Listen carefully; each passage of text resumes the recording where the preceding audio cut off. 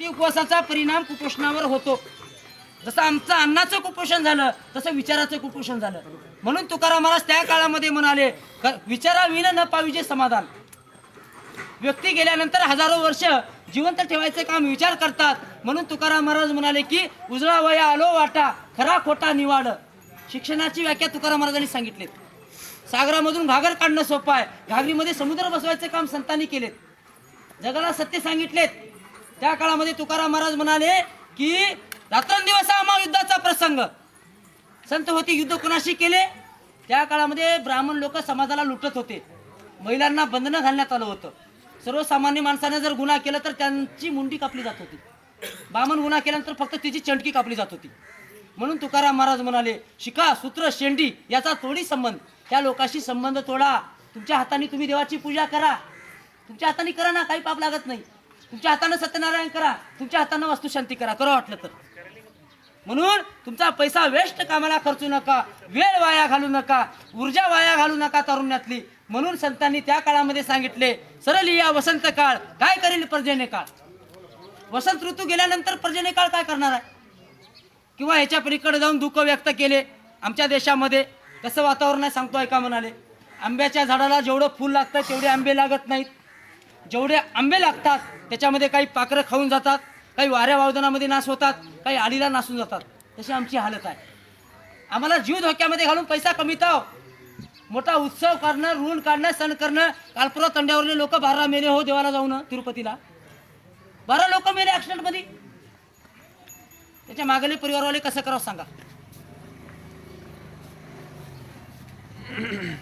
कारण की देव पाहावया गेलो, देवाची होऊन ठेवलो. तुम्हीच देव आहात, तुम्हीच देव आहात.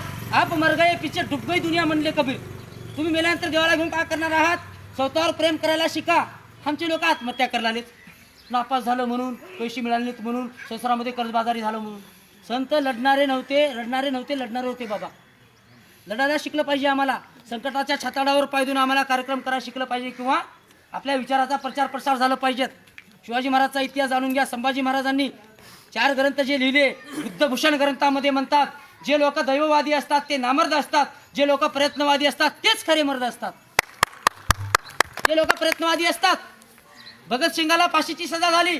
इंग्रज अधिकाऱ्यानं प्रश्न विचारला, तू उद्या मरणार आहेस, तुला मृत्यूची भीती वाटत नाही का? भगतसिंग म्हणाले, मुझे फूलों से प्यार नहीं, कांटों का दीवाना हूँ, जलने वाला दीप नहीं, जलने वाला परवाना हूँ, मिट जाऊं ऐसा बीज नहीं, बिक जाऊं ऐसी चीज नहीं, मैं महापुरुषों की संतों की विचारधारा गाता हुआ अनघाया तराना हूँ. हे भगतसिंगानं सांगितले. म्हणून हा इतिहास आम्हाला शिकवला गेला नाही. शिक्षण असं शिकवलं गेलं, ग गणपतीचं ग, ब भटजीचं भ, या यज्ञाचं ये. लहानपणापासूनच हे. महिला वर्ग सिरियल बघून वेळ वाया घालले. तरुण पोरं क्रिकेटमध्ये बिझी. अर्धे लोक दारू पिऊन वाया, अर्धे लोक आश्रम बापू सारखे गुरु करून वाया. कळले का?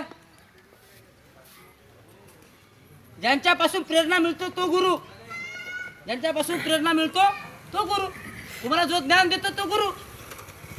असं अशा गोष्टी आहेत. म्हणून गाडगे बाबा म्हणत होते कीर्तनामध्ये, काही लोक थुकण्यामध्ये गेले, काही लोक फुकण्यामध्ये गेले बिड्या, काही लोक दारू पिऊन झुकण्यामध्ये गेले.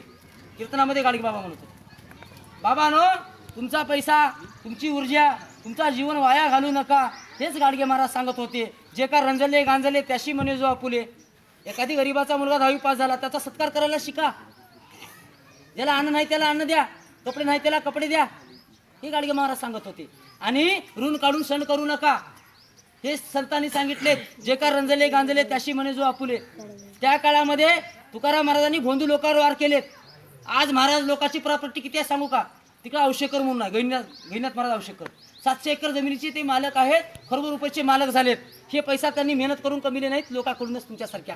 आम्ही जातो महाराजाला देतो, मंदिरामध्ये टाकतो, लेकरांना शिक्षण शिकिनाव, शुद्ध पाणी पिनाव, चांगले कपडे घालनाव. हा, आणि जे काही करेल ते देव करेल म्हणतात म्हातारपणी. जिंदगीभर आपण करतात, म्हातारपणी म्हणतात देव करेल. जे लोक शिकले त्यांना नोकरी लागली, तुमच्या नशिबामध्ये नव्हतं का सांगा?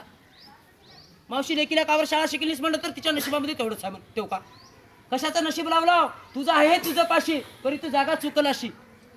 तुका म्हणे लाभ होय तो व्यापार, करा काही फार शिकवावे. तुम्ही शेतकरी आहात, तुम्ही सर्वसामान्य माणसं आहात, आणि तुम्हाला काय म्हणलेलं होता येऊ शकतं, काय म्हणलेलं होता येऊ शकतं. आणि आपण मेल्यानंतर स्वर्ग नरक ह्या भानगडीमध्ये पडू नका. जोपर्यंत तुम्ही जिवंत आहात तोपर्यंत जीवनावर प्रेम करायला शिका आणि जीवन चांगलं जगा. शिक्षणाचं महत्त्व जाणा, विज्ञानाचं महत्त्व जाणा आणि वेदशास्त्र पुराण ह्या पुराणातल्या ज्या गोष्टी आहेत हे तुम्हाला गुलाम करणारे आहेत. पुराणामध्ये काय सांगतात? हे गरीब ब्राह्मण. अरे बाबा, ब्राह्मण कोणती मारवाडी हे कधी गरीब राहत नाहीत. ब्राह्मण कोणती मारवाडी कधी बघला का उसाला गेलेलं? कधी हॉटेलामध्ये काम केलेलं बघितलं का? कथेमध्ये असते हे गरीब मारवाडी, हे गरीब ब्राह्मण. लिहिणारे लोक ते ध्यान ठेवा. आणि अजून चालू आहे सिरियलच्या माध्यमातून. स्वप्नाच्या पलीकडे सिरियल काय? तू माझा सांगा ते सिरियल दाखवलं, त्याच्यामध्ये तुकाराम महाराजाला रडणारं दाखवले. नामदेव महाराज म्हणतात माझा जन्म परभणी जिल्ह्यामध्ये झाला. गात्यामध्ये एका बामणानं पोतीमध्ये लिहून ठेवलं, नामदेव महाराजाचा जन्म पंढरपूरला चंद्रभागेच्या वाळवंटात शिपल्यामध्ये झाला. असल्या कर्मकांड माती मारण्यात आल्या आपल्या. खरं कळू दिलं गेलेलं नाही. म्हणून खरं काय खोटं काय याची समीक्षा झालं पाहिजे. म्हणून हे प्रबोधन आजचं होतं. म्हणून जे काही महापुरुष झाले, तुमच्या आमच्यासाठी संघर्ष केले, त्यांचा संसार संपवले, त्या महापुरुषांचं चिंतन तुम्ही कराल अशी अपेक्षा या ठिकाणी मी व्यक्त करतो. आणि ज्या महापुरुषानं आम्हाला असं सांगण्यात आलं की बाबासाहेबांना तुमच्यासाठी काही केली म्हणून एक डोक्यामध्ये आमच्या घालण्यात आलेला आहे. छत्रपती शिवाजी महाराजांचा अपमान झाला होता, बाबासाहेबांनी मनुस्मृती जाळून बदला घेतलेत. शूद्रपूर्वी कोण होते हा ग्रंथ बाबासाहेबांनी शिवाजी महाराजाला अर्पण केलेत. आणि बाबासाहेबांना देखील तुकारामाचा वारकरी म्हणतात, फुलेचा शिक्षणकरी, राजर्षी शाहू महाराजांचा वारसदार आणि तुकारामाचा वारकरी म्हणतात. 1925ला मुकनायक वरपत्र चालू केल्यानंतर बाबासाहेबांनी कासया धरू मी भिड, निशंक हे तोंड वाजविले, येथे नाही मुकियाची जाण आणि सार्थक नाही हित लाजून. काही लोक म्हणले आता ब्राह्मण सुधारलेत, आता तेवढं काही राहिलं नाही. तुकाराम महाराज म्हणाले शेतामध्ये पीक बी आहे तण बी आहे, दोन्ही बी पीक आहे म्हणून राहू देऊन सोडण्यास जमते का? तणाला बाजूला काढावं लागते. फुले म्हणाले त्या काळामध्ये या देशामधील समस्या फक्त ब्राह्मणवाद आणि श्रमणवाद. एक काम करणारे लोक, एक आयते खाणारे लोक, एक मेहनत करणारे लोक, एक आयते खाणारे लोक, एक पोत्या पुराण सांगणारे लोक, एक स्वतःच्या जीवनासाठी संघर्ष करणारे लोक, ही समस्या म्हणून फुलेंनी सांगितले. आणि हेच दिनकर जवळकर पाटलांनी देशाचे दुश्मन नावाचा ग्रंथ लिहिलेत, वाचून बघा. सिंधू घाटी सभ्यता का वाचून बघा. तुम्ही वाचल्याशिवाय आम्हाला कळत नाही. ज्ञानेश्वरी बी तुम्ही वाचा बाबा. आणि तुकाराम गाथा बी वाचलं पाहिजेत. सप्त्यामध्ये तुकाराम गाथेचंही पारायण केलं पाहिजे आम्हाला. कारण ज्या महापुरुषाने स्वतःचा संसार संपवून, तुकाराम महाराज म्हणाले आज्या मेला पंजा मेला बाप मसना गेला, देखत देखत नातू पंतू तोही तैसा मेला. साप चावलं तर माणूस एकटा मरतो, तरी मनुवादाचं ब्राह्मणाचं विष एवढं झरी आहे. आमच्या 3 पिढ्या घरात झाल्या. 3 पिढ्या आमच्या घरात झाल्या ना. हे तुकाराम महाराजांनी सांगितले. काकड्याच्या अभंगात म्हणाले येथे अवघी वाया गेली दिसती सायासे. ऐका, आज तुम्ही ऐकायला लावतो. काही गावामध्ये ऐकायची देखील मानसिकता नाही. लोकांजवळ वेळच नाही. 4 गोष्टी असल्या तर मोबाईल चालतंय, चार्जिंग पाहिजेत, नंबर पाहिजेत, टावर पाहिजेत, बॅलन्स पाहिजेत. आम्ही महापुरुषानंतर जन्माला आलो. महापुरुषांच्या पुस्तका वाचा.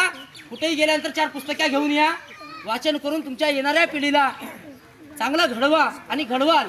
समर्थ राष्ट्र निर्माण करण्याकरिता, सक्षम भारत निर्माण करण्याकरिता ह्या विचाराची गरज आहे. म्हणून कबीर देखील म्हणाले घुमती चक्की देकर देख कबीरा रोया, 2 पाटण की बीच में साबित बचा नकोय. या देशामध्ये भांडवलदार वर्गाने आणि शासनकर्ती वर्गाने आम्हा तुम्हाला भरलून काढलेला आहे. एवढं लुटलं की आमच्यापाशी काही राहिलेलं नाही. म्हणून कबीर म्हणाले की कमाल म्हणाला कमाल कहे कबीर को दिल का अपाक होय, जो दाना गिल पकडे वो साबूत बस जाय. येणाऱ्या काळामध्ये बुद्ध, कबीर, फुले, शिवराय, आंबेडकर, तुकाराम, नामदेव, चोखामेळा, कबीर, रैदास, गाडगे महाराज, तुकडोजी महाराज यांच्या साहित्याचं जर तुम्ही वाचन केलं तर तुम्हाला जीवन कळल. जर ज्यांनी साहित्य वाचलं नाही, ज्यांना कळालं नाही, ते मात्र अज्ञानामध्ये जीवन जगतील. हे संतांनी सांगितलेत. आणि एवढ्या या ठिकाणी बोलतो. तुकाराम महाराज अभंगाच्या शेवटच्या चरणात म्हणाले, काय म्हणाले? तुका म्हणे पुढे आम्हा कामान ये ग बाळ, उजळाव यालो वाटा. आम्ही तुम्हाला खरं सांगण्याकरिता, चांगल्या वाटा दाखवण्याकरिता आलो आहोत असं संत म्हणाले. एवढं या ठिकाणी बोलतो. आणि मी माझ्या वाणीला पूर्ण विराम देतो. हे कार्यक्रम करत असताना समाजाकडून 10-5 रुपये, 50-100 रुपये जे काही मिळाले ते घेऊन शाळेवर, कॉलेजवर मी मार्गदर्शन करतो, प्रबोधन करतो. समाजाकडून समाजाकरिता मी माझ्या पदरचे पैसे घालू शकत नाही. एवढा मी मोठा पण नाही आहे. मला फक्त मी वाचन करतो, निरंतर 6 घंटे वाचन करतो. भरपूर साहित्य माझ्याकडे घरी आहे. वाचन करून समाजाला प्रबोधन करायचं काम करतो. शिवाजी महाराजच्या जयंतीला पश्चिम महाराष्ट्रामध्ये राहतो. गेल्या वर्षी लातूर जिल्ह्यामध्ये होतो. आमदा परभणी जिल्ह्यामध्ये आलो. कीर्तन वगैरे करतो, मी गायन करतो. येणाऱ्या काळामध्ये कधीतरी एकादशीला कीर्तन ठेवा, चांगलं कीर्तन देखील करीन, ही गॅरंटी तुम्हाला देतो. मात्र जात असताना तुमच्यानं घडलं तेवढं मला, अहो एखादी गोसाई लोक आले तर दाळदाणे हाणून देतात तिकडं. गोसाई लोक आले तर नेतात का नाही? गोसाई लोक आल्यानंतर मी तर महाराज आहो, खरं सांगणारा महाराज आहो. तुमच्यानं होता होईल तेवढं तुम्ही मला मदत कराल आणि अशी अपेक्षा व्यक्त करतो. जय जिजाऊ, जय शिवराय, जय भारत, जय अहिल्या.